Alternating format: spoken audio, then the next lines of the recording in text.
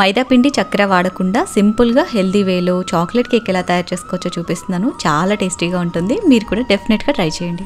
ముందుగా అయితే cake bake చేసుకోవడానికి ఒక పెద్ద బౌల్లో స్టాండ్ పెట్టి ప్రీ హీట్ చేసి పెట్టుకోండి. తర్వాత మిక్సీ జార్లోకి అరకప్పు బెల్లం తురుము, పావు కప్పు ఫ్లేవర్లెస్ ఆయిల్, ఒక కప్పు పాలు పోసేసి వీలైనంత మెత్తగా ఇలా క్రీమీ టెక్స్చర్ వచ్చేట్టు గ్రైండ్ చేసుకోవాలి.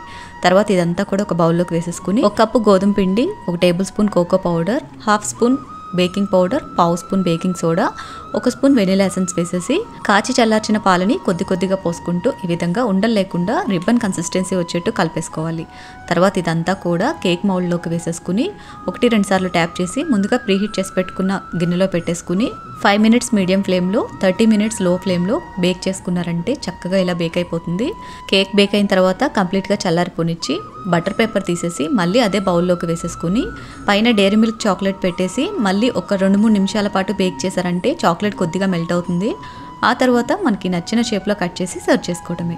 సింపుల్గా చేసిన టేస్ట్ చాలా బాగుంటుంది. తప్పకుండా ట్రై చేయండి. వీడియో నచ్చితే లైక్ చేయండి. Thanks for watching. Have a great day.